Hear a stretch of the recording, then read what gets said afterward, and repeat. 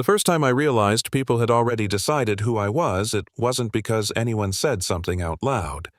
It was the way the room went quiet when I spoke, the way eyes slid past me like I was furniture, the way my manager smiled politely and then repeated my idea 5 minutes later as if it had just arrived from the heavens.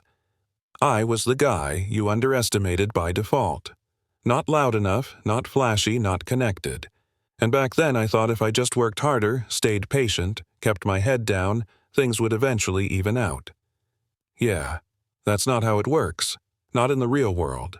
Not when the game is already rigged. I grew up in a small industrial town where people learned early not to expect much.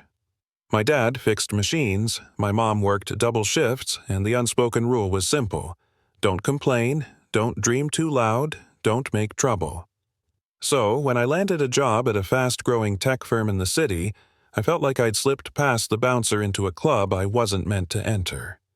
Glass walls, open offices, people talking about innovation like it was oxygen. I told myself I'd earned my place. I just didn't realize how quickly someone else would try to take it away. His name wasn't important, so let's call him Marcus. Marcus was everything I wasn't. Polished, confident, loud in that effortless way that made people lean in. He'd gone to the right schools, knew the right people, and had a talent for making mediocrity sound like vision. From day one, he treated me like a temporary inconvenience. Jokes that landed a little too sharp, comments disguised as advice. You're doing great, man, really. For someone with your background. He'd laugh, slap my shoulder, and walk away before I could decide whether to smile or swing. At first, I played along. I told myself it was harmless. I told myself I was being sensitive. But it escalated. Meetings where my name was missing from slides I'd built. Deadlines shifted without warning, then blamed on me when things went wrong. One afternoon, he leaned back in his chair, looked right at me and said, "You should be grateful you're even here. People like you don't usually get rooms like this." The room laughed. I didn't. Something cracked instead. That night, I sat in my apartment staring at the ceiling, replaying every moment, every slight I'd swallowed. I realized I had two choices. Keep shrinking, or stand up and accept whatever came next. And here's the thing nobody tells you. The moment you stop playing the role they assigned you, the story changes fast. Not quietly, not politely. It changes with resistance. I started documenting everything. Emails, timestamps, version histories. I stopped venting and started listening, watching patterns. Who said what when and to whom? Marcus loved the spotlight, but he was sloppy behind the scenes. He cut corners, took credit, pressured people who didn't have the power to push back. People like me. The difference was I'd stopped being afraid of what would happen if I spoke. The breaking point came during a pitch to the board. Big room, city skyline behind glass, the kind of meeting where careers quietly live or die. Marcus presented a strategy that was word for word something I'd written weeks earlier. No mention of my name, no acknowledgement. Just him soaking it in. When questions came, they came to me because I was the one who actually understood the work. Marcus tried to answer first, stumbled, then shot me a look that said, "Stay in your lane." I didn't. I answered. Calmly. Clearly. I explained the risks he'd skipped, the data he'd smoothed over. The room shifted. Not dramatically, but enough that the chair of the board leaned forward and asked where this analysis came from. I said the truth. I prepared it. Marcus laughed too quick. "Team effort," he said. That was his mistake. After the meeting, he cornered me near the elevators. His smile was gone. "You think you're smart," he hissed. "You think anyone here is on your side?" I remember looking at him and realizing something strange. He was scared. Not of me exactly, but of losing control, and control was all he had. "I think the work speaks for itself," I said. He leaned in. "Careful. People who push too hard don't last." I nodded. Neither do people who steal.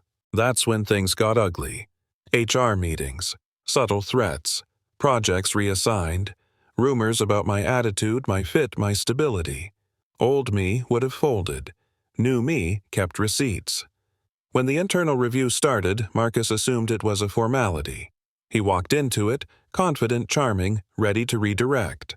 I walked in with facts, timelines, proof, emails he forgot existed, messages he thought were private. Watching the room change that day was surreal. The same people who'd laughed at his jokes suddenly avoided eye contact. The narrative he'd built started to collapse under its own weight. Not because I raised my voice, not because I made a speech, but because the truth has a way of staying put when you stop running from it. When the decision came down, it was quiet. Marcus was asked to step aside pending further investigation. He didn't look at me as he left. He didn't have to. The silence said enough. I wish I could tell you that was the end. The justice wrapped itself up neatly, and everyone learned a lesson. Real life isn't that clean. Some people resented me for rocking the boat. Some called me difficult. A few said I'd gone too far. But something else happened too. People I barely knew started stopping by my desk, thanking me, telling me they'd felt the same way but never thought anyone would listen. Turns out, being underestimated puts you closer to the truth than you think. Months later, I was offered a leadership role. Same company, different terms. I took it not because I needed the title, but because I wanted to prove something to myself, that you don't have to become the bully to beat one, that you can win without losing who you are. Marcus left the industry quietly. No dramatic downfall, no public apology, just gone. And honestly, that felt right. This wasn't about revenge, it was about reclaiming space. Here's the part that still sparks arguments whenever I tell this story. Some people say I should have let it go, kept my head down, waited my turn. They say conflict only creates more damage. Maybe. But silence creates something worse. It teaches people like Marcus that they're untouchable. It teaches people like me that we're disposable. And neither of those things is true. So, if you've ever been the one talked over, laughed at, written off before you opened your mouth, hear me when I say this. You're quiet doesn't mean you're weak. It means you've been patient. And patience, when paired with clarity, is dangerous in the best way. You don't need to shout. You don't need to perform. You just need to stop agreeing with the version of you that benefits everyone else. Now, I'm curious. Do you think standing up is always worth the cost, or are there times when walking away is the real win? Have you ever seen someone underestimated rise up, or been that person yourself? Drop your thoughts in the comments. Challenge this story. Add to it. Argue with it. Because these conversations matter more than we admit, and someone reading your words might need them more than you think.